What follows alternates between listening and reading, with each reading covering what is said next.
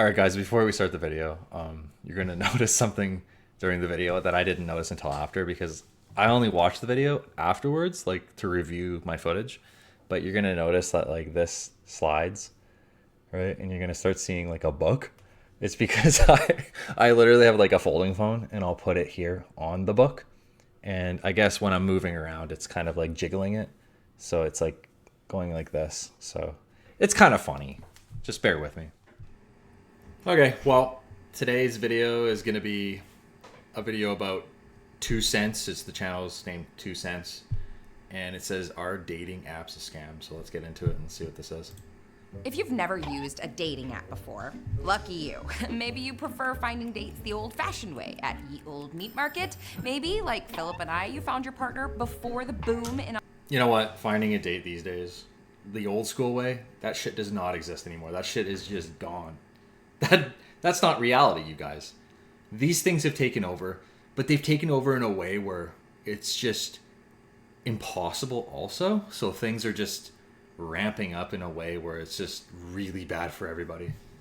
online dating, or maybe you're just single and not particularly down to mingle. Even if you think it doesn't apply to you, the rise of dating apps has had an enormous impact on our society and economy. Almost a third of US adults have used a dating app, and today it's the most common way that Americans find romantic partners. Recently, these platforms have started charging more money for various services, and for the first time, meeting new people has become a line item on many. Oh man, I cannot stress you enough how shit these things have become. Before, it was just an honest dating app. You could just go on there. I found my ex a long time ago on my dating apps, right? Tinder. That's how we linked up, and it was great. But that's when the system worked.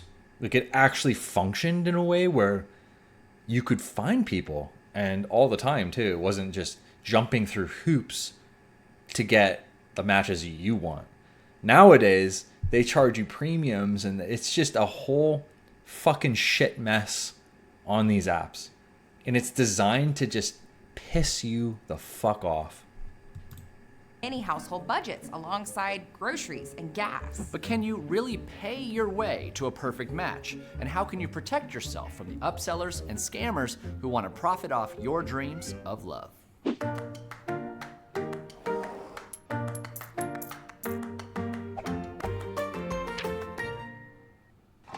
Over a third of people who use dating apps say they have spent money on them, my either God. for subscriptions or in-app purchases. The average amount that a paying customer spends is around $19 a month. But you can 19 a month? Bro, who's buying this shit? Like, come on, man. What the fuck?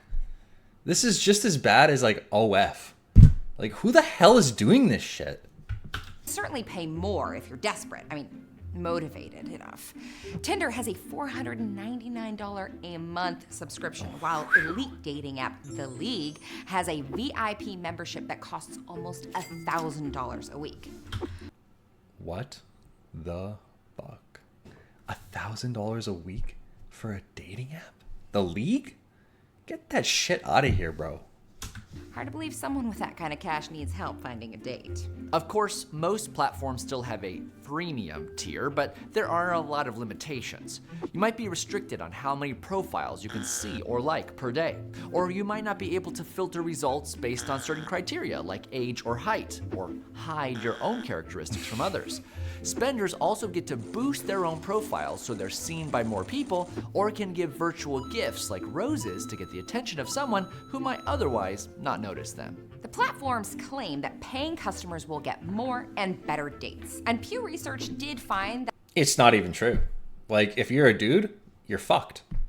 You're going to go on there and it's a shit show. You're going to be spending a ton of money and you're not getting fucking matches that you want. It's terrible. It's the women that they just want the 2% top guys. That's it. That's all they want. And they go crazy for it. They just go, right? And all the other guys are just left behind. You know, this is the way it is. Like, these dating apps are just terrible, man. It just shows how shit humanity really is. that people who found a partner on a dating app were more likely to have spent money on it. But there are also many people out there who've been spending hundreds of dollars a month for years without anything to show for it. So how can you know whether the cost would be worth it to you? To answer that question, we first need to understand how these platforms work. In the ancient era of eHarmony, users were asked to fill out a lengthy questionnaire, and the algorithm, to the extent that there was one, simply introduced people who had common interests and lived nearby. But the smartphone You know what? Okay, they're talking about that thing where it's like they have common interests. That actually did work for a little bit. But then the companies were like, shut that shit down. It's not making enough money. And so it's like, oh brother, we're back to this Stone Age bullshit. They just microtransaction milk the shit out of us. Phone changed the rules of the game. App developers became focused on minimizing friction, like a social media app. The value of a dating platform lies in how many people are on it. And if you want a lot of new signups, you don't want to hit them with a ton of questions up front. You want them on the service and swiping as soon as possible.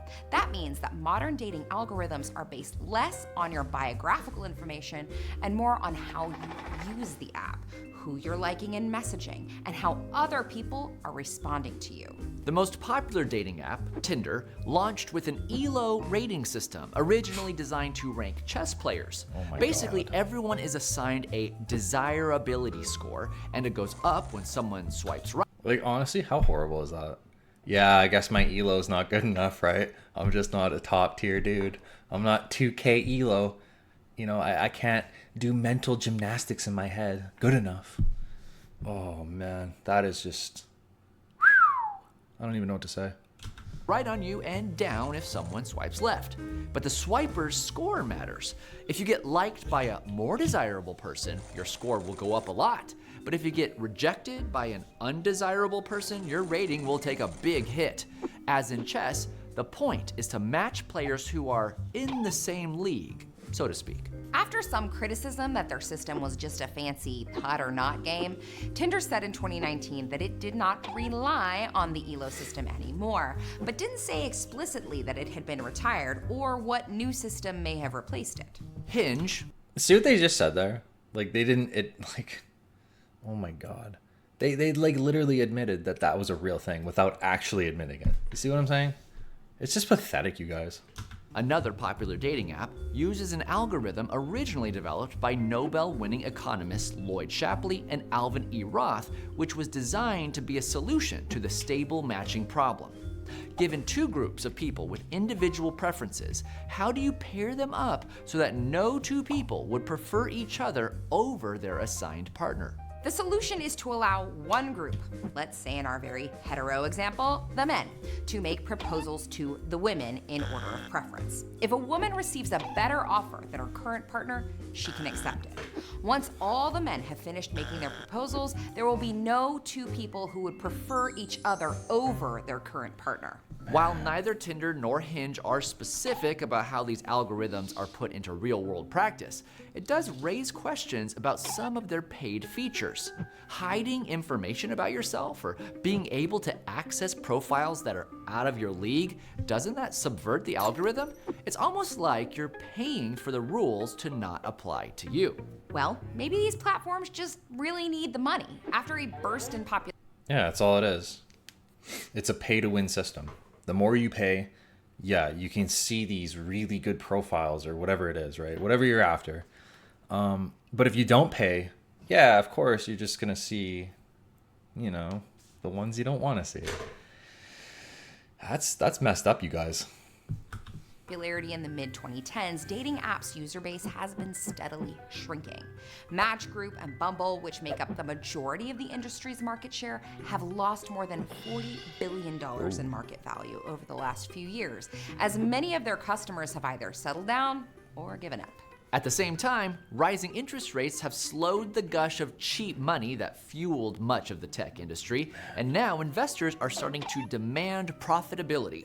In response, dating apps are pushing their paid features hard, but some of the tactics are raising complaints from customers. For instance, some users claim that once you've run out of your allotted daily likes, the service will show you a very attractive person, whom you now have to pay extra to like. Or you will be told that several people have liked your profile, but you'll need to pay to see who they are. According to a lawsuit filed in early 2024, the platforms use addictive... Man, this is just... What the fuck, bro? Like, honestly, humanity takes advantage of everything they can to make money. They'll make money in any way they can to fuck you over, to make it difficult. Like, why is life so difficult? It's because people make it this way. Like, it doesn't have to be this way, but they just have to make their money and people get fucked over, and then the cycle just repeats itself. It's just the Pandora's box has been opened with microtransactions. You can't close that. And all the damage it's done to other people, men, women, everything. It's been damaged by this shit right here. game-like design features, which lock users into a perpetual pay-to-play loop. Match Group, which owns Tinder and Hinge among others, called the lawsuit ridiculous and contends that they rely on satisfied customers to build their brand. No, you don't. Indeed, Hinge is advertised as the dating app designed to be deleted. Yeah, if true, BS. that would make it an outlier in the tech world. From Netflix to DraftKings to YouTube, the main goal of virtually every online platform is to keep users engaged for as long as possible. Tinder even advises people to use the app regularly if they want to find good matches. Until we can peek inside their algorithmic black boxes, it's probably safe to assume that dating apps work like most other freemium services. Many will use it responsibly and temporarily, while a small number of highly addicted whales generate the bulk of the company's revenue. To avoid becoming a whale yourself, here are a few simple guidelines. Quantity does not equal quality. According to psychological studies, having too many options can create decision paralysis and actually decrease the satisfaction of your eventual choice. If you've already swiped through 1,000 profiles, another 100 is not likely to make a difference. Instead, many dating experts advise people to improve their own presentation. Spend that money on a gym membership or get professional help on your profile and photos. Instead of searching for the perfect partner, work on becoming the perfect partner yourself.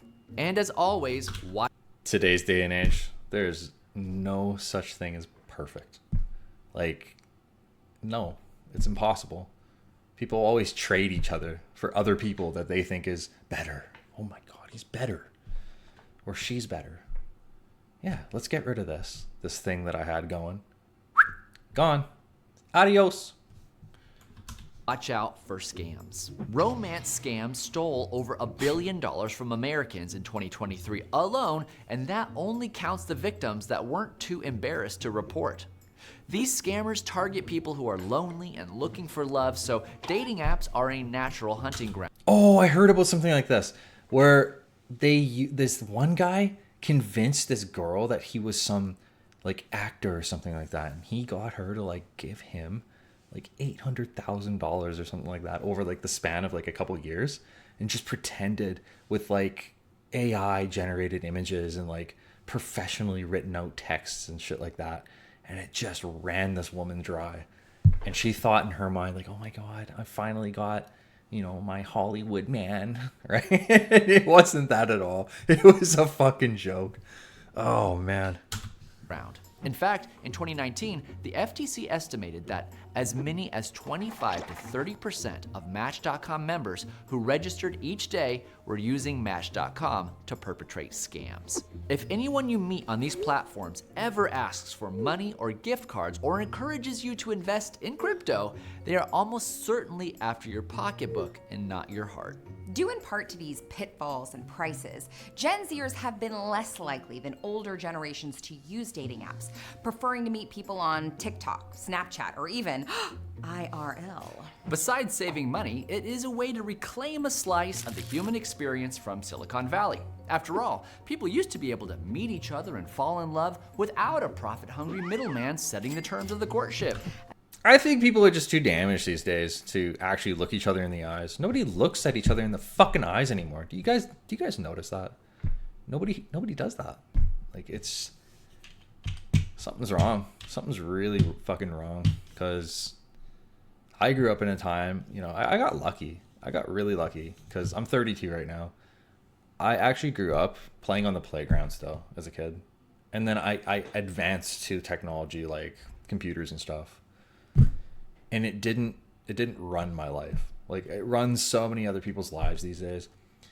Like, I don't blame them because they can't do anything about that. Like, they were brought up into that. So obviously that's what's going to happen. But I feel like it's just so damaging to the point where it's crippling so many people in different ways that are just unexplainable. Well, they are actually very explainable, but it's just like at the time they think they're doing the right thing, but it's actually crippling their minds in ways that it's hard to recover. Almost impossible. They're plugged in, right? Matrix almost. As long as people are looking for partners, there will probably be others looking to capitalize on it. But it's nice to remember that no algorithm yet has been able to fully map the human heart. And some things, like love, are impossible to commodify. For now. And that's our 2 cents. Thanks to our patrons for... Yeah, that was a really good video there. Really, it just kind of dives a little bit into the art of scamming with these dating apps. We all kind of had a feeling shit was getting a little weird on them. You know, it's getting a little expensive. A $500 Tinder thing or that Leagues thing for $1,000 a week. Yeah.